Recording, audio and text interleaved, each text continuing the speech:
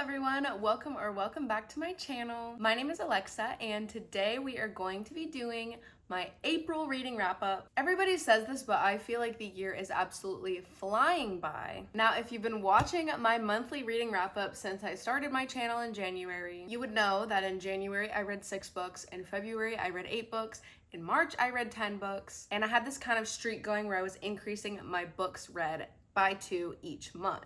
However, this month, I regret to inform you that I did not read 12 books. So I read 6 books in the month of April. So let's go ahead and jump right into it. To start out the month, I read Love Redesigned by Lauren Asher. Lauren Asher is a super popular romance author, and I cannot believe I waited this long to read one of her books because I absolutely loved it. I believe the specific one that I read is one of her newest books, if not her newest book. It's the first book in her Lakefront Billionaires series, and the second one is coming out this summer, so I am beyond excited about that. I actually made an entire reading vlog of me reading this book, so if you are interested in learning more, I will link that in the description so you can check it out. But yeah, it's basically a childhood friends to lovers romance. Also kind of a sprinkle of enemies to lovers in there. And they're in the like home renovation, home design type world. And as mentioned in the series title, Lakefront Billionaires, they are in fact rich. And this book is 520 pages. And I hardly ever feel that a romance book needs to be anywhere over 400 pages. But this one's an exception. I could have read more. I absolutely love this one. Easy 5 stars. The next book that I read is Incense and Sensibility by Sonali.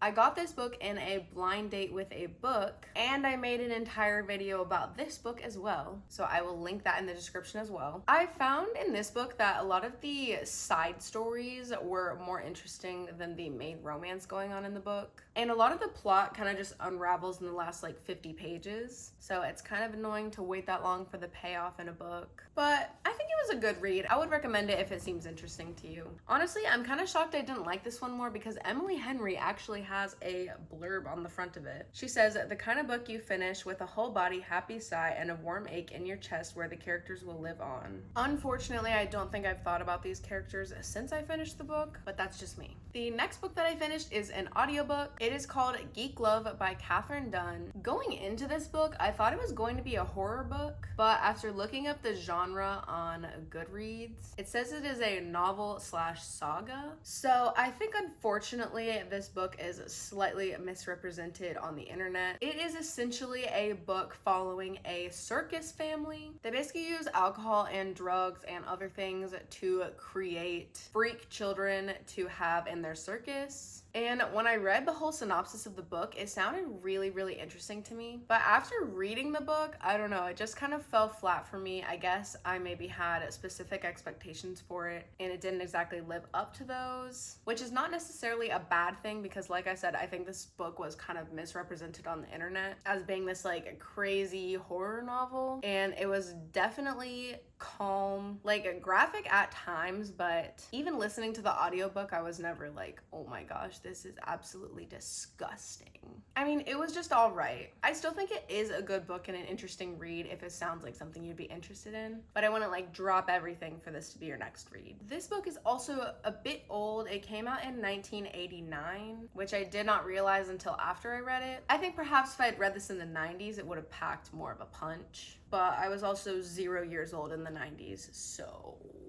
Anyways, the next book I read is A Funny Story by Emily Henry, and this book, I think this book is bound with pages of gold. I think you should drop everything you're doing and go make this your next read. And I have a whole other entire video dedicated to this book, so I'll link that in the description as well if you want to hear more of my thoughts on this book. Okay guys, the next book I read is another Emily Henry book. This Emily Henry book is very interesting because it focuses a lot more on family dynamics between, what is the main character's name?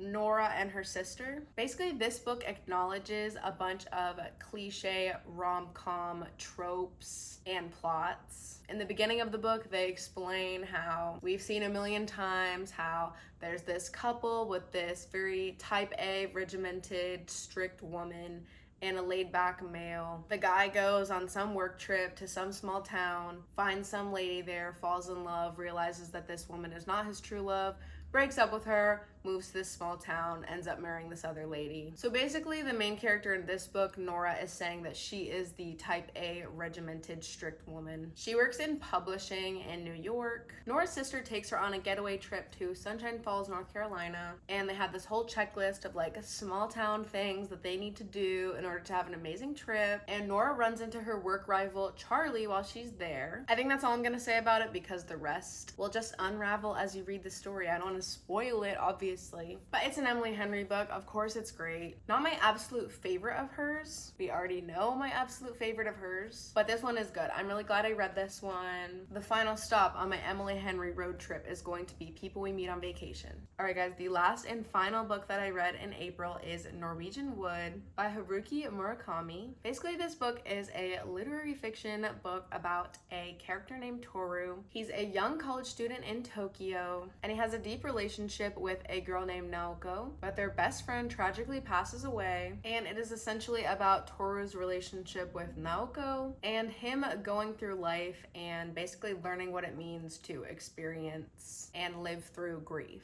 It is a very sad book. However, this was my book club book for my work book club, and it was definitely like one of the best book club meetings we've ever had. Everybody had so much to say about this book, and it was really interesting to hear everybody's different perspectives and takes on things that happen, because a lot of things that happen in the book are kind of just left up for interpretation. So with so many different people in our book club from so many different walks of life, we had a lot of different interpretations of what this book means. I think if I read this by myself, I would have been really sad, but being able to read this with other people definitely made it less of a sad experience and more of a like introspective learning experience. I would definitely recommend this for a book club. I would also just say to check the trigger warnings before you read that book, because there are some sad and graphic things that occur. I will say my final thought about this book is that I really liked this book. That does not mean that I really liked everything that happened in this book. It is very tragically captivating. All right, guys,